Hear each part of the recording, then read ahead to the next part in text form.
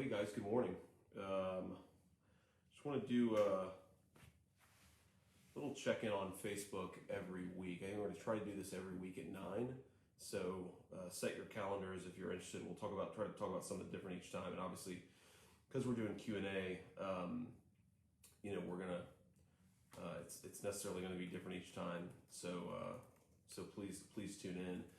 I mean, if you follow the campaign at all, you know that one of the core themes that we talk about a lot is the fact that American decline was a choice, and that we should be standing up for normal people. And I think it's important to flesh that out a little bit. The way that I think about it is that most people in our country, they want something pretty basic and pretty simple. It's different for each person, but they want to work in a good job and they want to be able to feed their family. And I think it should be possible to do that, to support your family in a middle class lifestyle on a single wage. I think also it's about dignity and respect. And it's one thing to have a job. It's another thing to be fired from your job because you don't say the things that progressives want you to say, or you don't believe the things that you're supposed to believe. I talk a lot about this doctor that I met a few weeks ago who is having gender reassignment therapies happen at his hospital on kids under the age of 15. And he thinks it's a mistake. He thinks it's a bad idea, but he's terrified to even speak up based on his medical expertise, because he thinks that if he does, he's going to get fired. So it's not just enough to provide good jobs for our people. We've also got to make sure that if you believe some of the things that we believe, if you vote the wrong way according to the progressives, you can still live a good life in this country. And that's an important piece of it.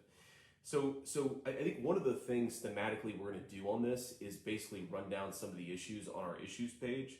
And that's what we'll do for the first 5 or 6 weeks, just as we get set up here, because that provides some organizing principles. So I'm not just standing here talking at people. But the first issue on the issues page, I think it's important. I wrote this issues page. I didn't have a consultant write it for me. I thought it was important to actually let people know how I felt about the issues. And I really do think that there has been this massive culture war on traditional conservative values. It's a cultural war that's been joined by some of our biggest corporations. You see this in the way that the big technology companies censor conservative views.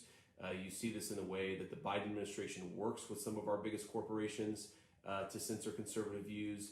You see this in the way that Coca-Cola and Delta a few months ago decided that Georgia's very common sense voter ID law was like a terrible violation of conscience, such that they were threatening to pull money out and really punish the state of Georgia unless Georgia backtracked. And I just think about this, if you can't pass a law as a citizen of a state to protect elections in your own country without a big corporation threatening you, who really rules that state? The people or the corporations? I think it's important for us to actually stand up for some baseline conservative values to sort of actually enable people to live their lives, to speak their values, to go to church, to say the things that are on their mind without being canceled. And like, you could run up and down the issues on this stuff. It just gets crazier and crazier.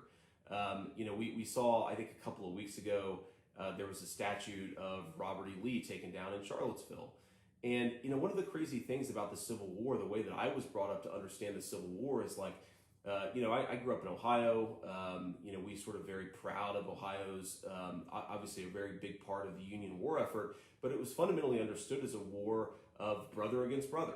And yeah, the Union was on the right side, and we're glad the Union won, especially in Ohio. But at the end of the day, we did not hate the people who fought on the other side. We don't treat them as like terrible human beings. And now that's been totally ripped up, where if you even think that we should have a statue of somebody that was involved in that war on the other side, you're now a terrible person. You're a white supremacist. You're an evil person. Well, ladies and gentlemen, that's not America to me. If you can't speak your mind, if you can't, I'm not an old guy. I'm 37 years old. If you can't even talk about the Civil War the way that I was taught to talk about it in school, then what measure of conservative values actually is being protected, and are people allowed to live in their daily lives? And that's sort of the thing that I really care about. Importantly for conservatives, I think this is like such a hard thing for us to get, but it's so important for us to get that the biggest threats to conservative values very often aren't just the government. I really worry about what the Biden administration is doing on a host of things, but it's very often our biggest corporations that are working in concert with the big government to make it harder for people to live their values. We saw this with the Texas abortion law a couple of weeks ago. So Texas passes a law meant to protect the life of the unborn. I believe it kicks in after 6 weeks, which is when you can detect a baby's heartbeat. Okay, what happens?